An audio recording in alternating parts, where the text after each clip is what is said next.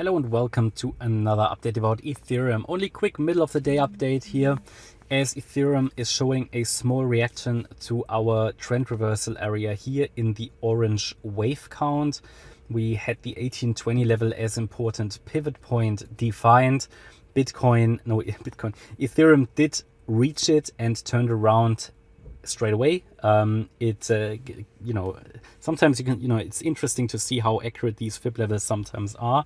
I think it just missed it by a dollar or something. But it is obviously in the trend reversal area now, trying to reverse out of it. And however, as I said before, to really indicate or confirm that the orange count here is in control, which is the short-term bullish count, first of all, 1820 needs to hold and should not be broken or sustained below, and a sign that the bulls take it more seriously and at least formed a local low or more substantial low here at 1821 is if Ethereum gets a break above 1878, 1879.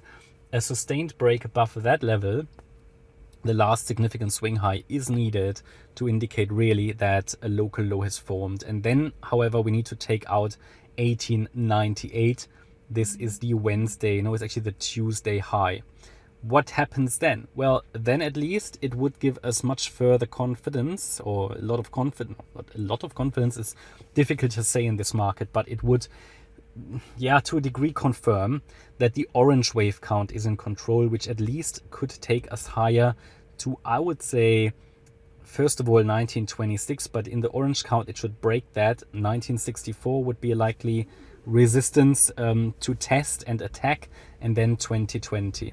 Okay, so the orange count could either just simply be an extension of the B wave, or it could lead here to a 1, 2, 3, 4, 5 more bullish wave count and actually a breakout into the $2,000 region, indicating that the overall correction of this, correction that started middle of April actually finished already on the 12th of May.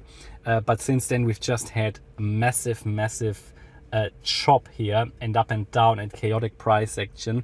Nothing impulsive since then. So it would really only work as a leading diagonal here, as a three-wave structure, and therefore each of the subwaves also needs to be corrective.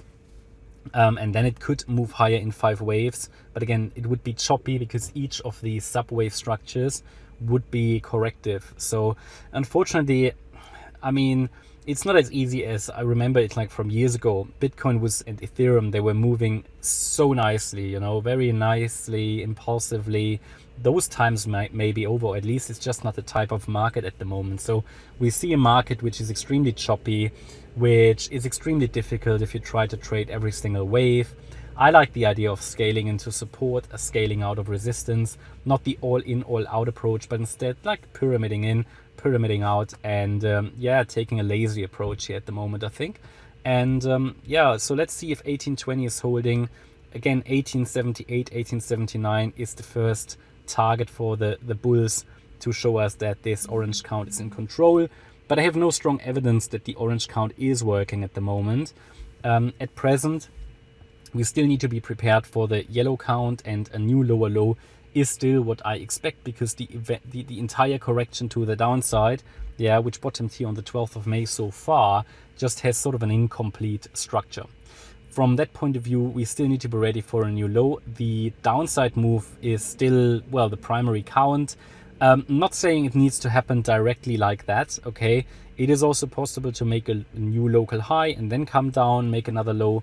But until we see a nice 5-wave move impulse to the upside, another low remains primary expectation, which doesn't mean, and this is always something that many people misunderstand who don't really think too much about tactics or strategy, doesn't mean that I would not buy in this area, right? That doesn't mean I wait for the last wave down to occur, which might never happen, right? To get my foot into the door. To be honest, I'm positioned anyway in Ethereum and Bitcoin, as you might know, but apparently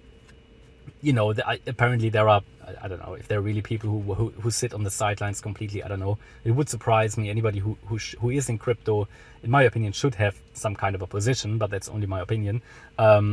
At least a sort of long-term or, you know, swing or core position or something.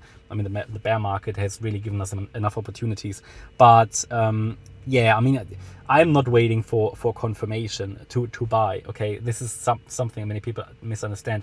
Trading and investing or trading and analysis are two different things. Just because I say another low is what I expect, yeah, it's all about probabilities, and you need to take these scenarios, one which actually allows for a breakout. It's not very likely, but it's of course still one of the likely scenarios we have on the chart.